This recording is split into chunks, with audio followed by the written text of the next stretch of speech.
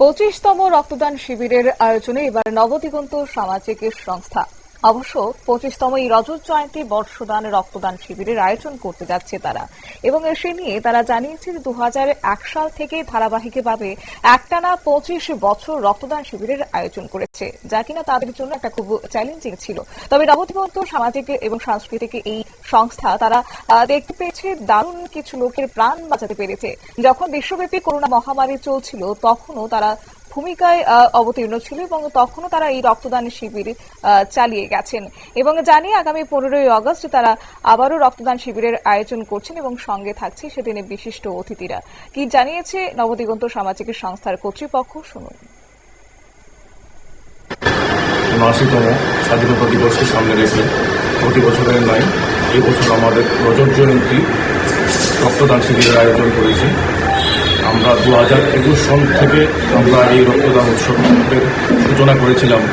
টানা দীর্ঘ 25 বছর হতে চলল আমাদের এই রক্তদান শিবিরে। করোনা মহামারীর সময়ও যখন করোনাকাল চলছিল তখনও আমাদের এই রক্তদান শিবির থেমে থাকেনি। আমরা প্রতিনিয়ত চালিয়ে গেছি আমাদের এই রক্তদান শিবির। আমরা এই রক্তদান শিবিরের মাধ্যমে হয়তোবা আমরা অনেকের প্রাণ বাঁচাতে পেরেছি।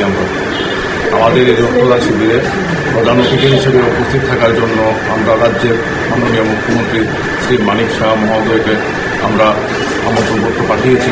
ওনার কাছ থেকে এখনও আমাদের কাছে কিছু কনফার্মেশন আসেনি, তবে আলোচনা চলছে ওনাদের সঙ্গে।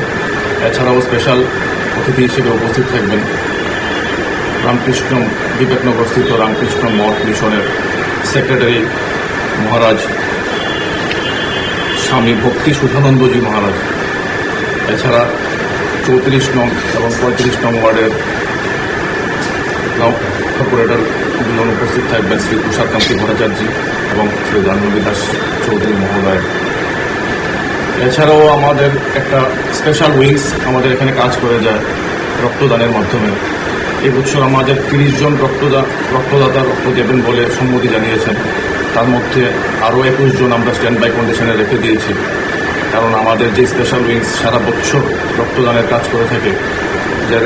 যখনই যার রক্তের প্রয়োজন পড়ে আমরা ওই স্পেশাল উইংস থেকে আমরা একটা হোয়াটসঅ্যাপ গ্রুপ আছে আমাদের, সেই গ্রুপের মাধ্যমে যদি কেউ রক্ত প্রয়োজন হয় রিকুইজিশনের মাধ্যমে আমরা ওনাদেরকে সারা বছর আমরা রক্ত দিয়ে থাকি। এছাড়া আমাদের সারা বছরের নবদিগন্ত কর্মকাণ্ড সম্পর্কে সবাই জানা আছে আপনাদের। আমাদের টোটাল সারা বছর 17টা আমরা প্রোগ্রাম পরিচালনা করে থাকি। তার মধ্যে আমি 3টে আপনাদের সামনে তুলে ধরছি।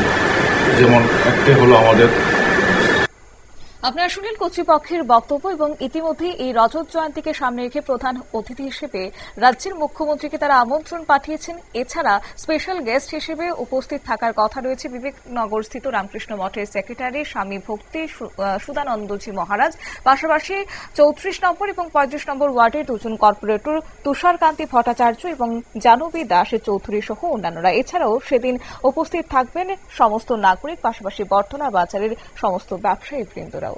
নিয়ে নিচ্ছি ছোট্ট একটি বিজ্ঞাপন বিরতির সঙ্গে থাকুন।